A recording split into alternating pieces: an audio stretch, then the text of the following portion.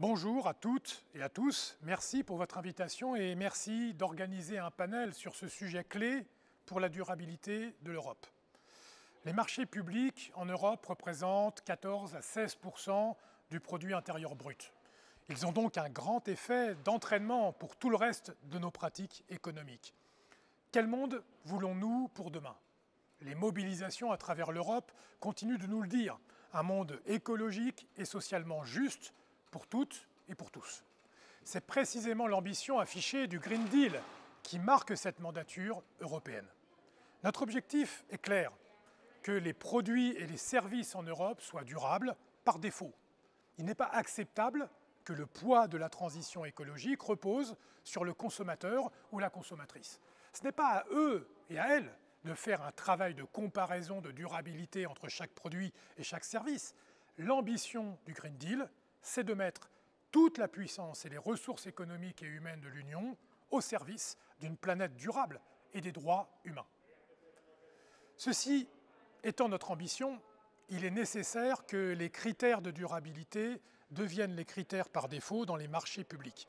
L'innovation et la concurrence doivent jouer dans ce cadre et non les considérer comme une simple option. C'est pourquoi ces critères de durabilité doivent devenir obligatoires dans les appels d'offres. Cela doit passer par des objectifs contraignants, augmentant progressivement pour accompagner la transition. Ceci étant posé, que voulons-nous dire quand nous parlons de durabilité? La durabilité implique de réduire au maximum l'impact d'un produit ou d'un service sur l'environnement et de pondérer son coût-bénéfice pour la société. Il nous faut donc considérer l'impact environnemental d'un bien ou d'un service dans son ensemble, depuis l'extraction des ressources à la gestion de la fin de vie pour un produit, en passant par la conception, le transport et bien entendu par son utilisation. Avoir accès aux données environnementales liées à la production des biens, des services et des infrastructures est donc fondamental. Sans un accès large et harmonisé à ces données, il n'est pas possible d'évaluer efficacement l'impact environnemental de nos décisions publiques et économiques. Et les acteurs publics comme privés opèrent dans le noir. C'est la porte ouverte au greenwashing et aux pratiques de durabilité trompeuses.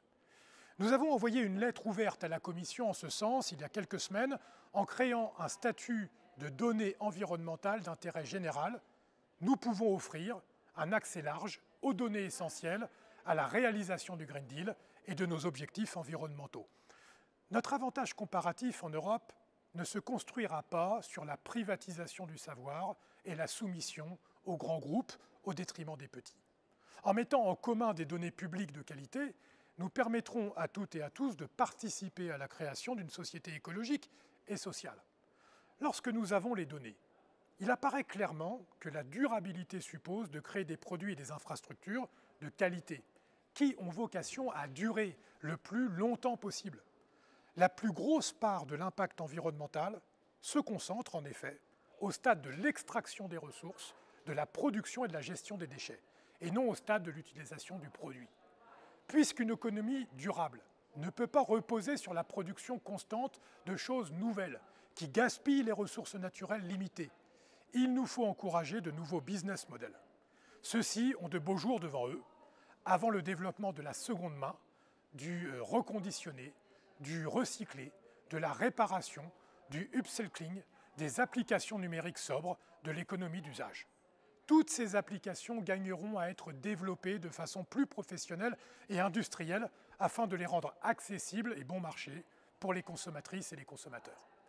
Nous devons également nous assurer que les marchés publics soient rendus accessibles aux entreprises de toute taille. On le sait, l'accès aux marchés publics est compliqué et si sélectif que seuls les plus grands acteurs ont réellement une chance d'être sélectionnés. Ils sont inaccessibles aux petits acteurs économiques. Cela ne doit pas être une excuse pour un nivellement par le bas. Qu'on ne se mente pas, l'absence aujourd'hui de normes environnementales ne favorise pas l'accès aux PME. En revanche, cela doit être au cœur de la réflexion du dispositif. Ici, le numérique a un rôle à jouer. En rendant plus accessibles les procédures, en les simplifiant, en donnant plus de publicité aux appels d'offres, en rendant les données environnementales accessibles, nous pouvons également imaginer demain d'automatiser les études d'impact environnementaux pour toutes les entreprises. il nous faut également investir dans l'accompagnement humain et les techniques des PME dans ces démarches et faire en sorte que certains projets puissent être divisés en plusieurs parties afin de donner une chance à plusieurs petits acteurs de prendre part. Nous avons tout à gagner à rendre nos procédures de marché public durables. Elles nous permettront notamment de réduire les chaînes d'approvisionnement, de nous rendre moins dépendants de pays tiers à l'autre bout de la planète et donc d'améliorer la résilience et l'autonomie de nos économies.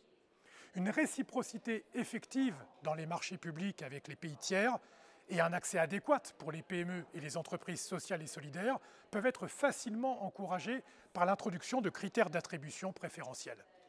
Nous avons le pouvoir de mettre en place les conditions réglementaires essentielles à la réalisation du Green Deal dans les marchés publics.